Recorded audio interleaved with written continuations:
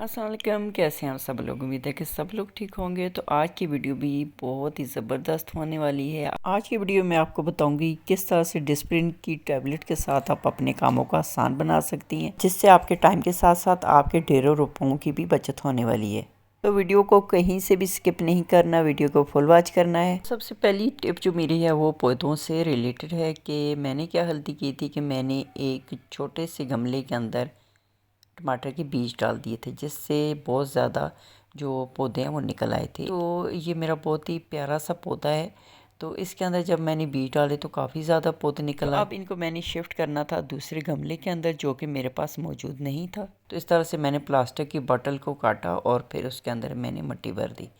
इस बोतल के नीचे भी मैंने 2-3 होल कर दिए थे ताकि एक्स्ट्रा पानी जो है वो निकल जाए। तो पौधों के अंदर में अक्सर जो चाय की पत्ती है जो बच जाती है, हम चाय बनाते हैं तो ये पत्ती जो है ये मैं इन गमलों के अंदर डालती हूँ, जिससे पौधों की ग्रोथ बहुत ही अच्छी हो जाती है। अच्छे फ्रूट्स आते हैं, अच्छे उनके ऊपर फ्लावर्स आते हैं।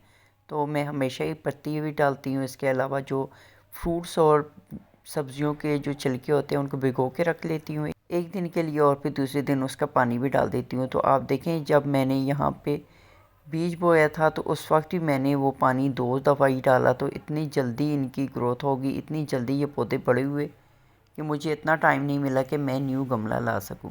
तो घर में जो चीज़ें पड़ी हुई थी उनके अंदर ही मैंने इन पौधों को शिफ्ट कर दिया। तो आप देखें कि अगर आपके पास गमला नहीं है तो आप बोतल को काट के ना, तो आप इस तरह से छोटे छोटे जो पौधे हैं वो इसके अंदर लगा सकती हैं।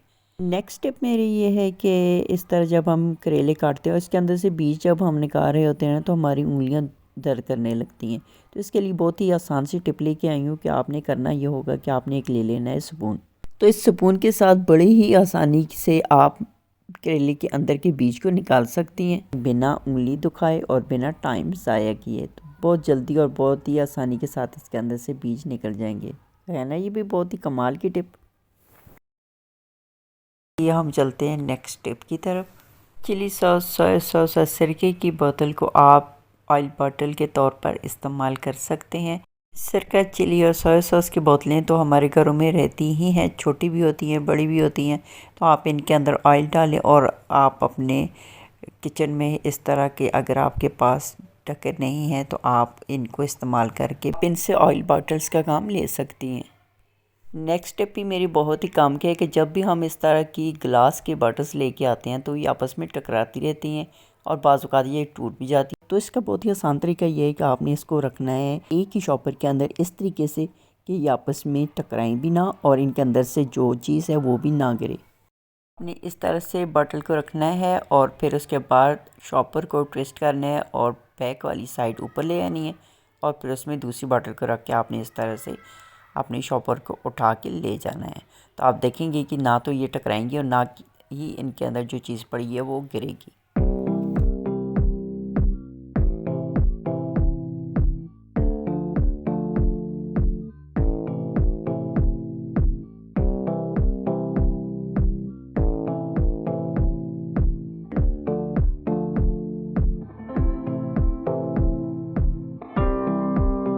अब आते हैं अपनी मेन टिप की तरफ कि इस तरह अगर आपके पास डिस्प्रिन की एक्सपायर्ड टैबलेट्स भी हैं तो उनको आप प्लीज़ ना फेंकें, क्योंकि ये आपके ढेर सारे कामों को बहुत ही आसान बनाने वाली है। एक्सपायर्ड टैबलेट्स की एक और वीडियो मैं पहले ही अपने चैनल पे अपलोड कर चुकी हूँ। अगर आप लोगों ने वो नहीं देखी तो आप लोग वो भी देख लें।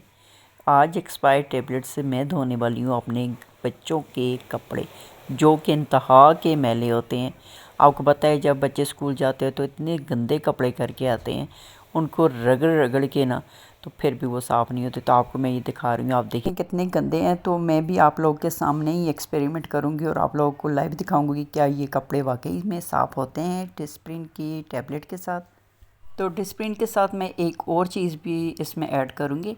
तो आप लोगों ने वीडियो को फुल वॉच करना है ताकि आपको अच्छी तरह से समझ आ जाए और आप अच्छी तरह से देख सकें कि कपड़े वाकई में साफ़ होते हैं कि नहीं। यहाँ पे मैं डाल दूँगी डिटर्जेंट, कोई सा भी सर्फ आप जो इस्तेमाल करती है वो डाल दें। और दूसरी चीज़ मैं इसके अंदर डालने लगी हूँ सिरका, जो खाने वाला सिरका होता है जो हम खानों में इस्तेमाल करते हैं। आपने वो 2 से 3 टेबलस्पून डाल देने और साथ में डाल देनी है 2 टैबलेट्स डिस्प्रिन की।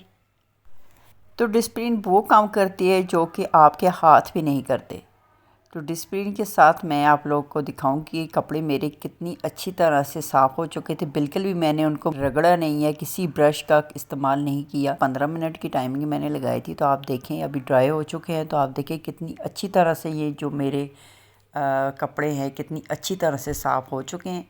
तो ये छोटी छोटी टिप्स होती हैं, अगर आप इनको अडॉप्ट कर लेती हैं तो आपकी ज़िंदगी जो है बड़ी ही आसान हो जाती है। कुछ किचन टिप्स होती हैं, कुछ और टिप्स होती हैं, तो इनको अपनी ज़िंदगी में शामिल करें और अपनी ज़िंदगी को आसान बनाएं। ओके जी, फिर मिलते हैं किसी और इस तरह की अच्छी वीडियो के साथ। तब तक के लिए अल्लाह हाफिज़।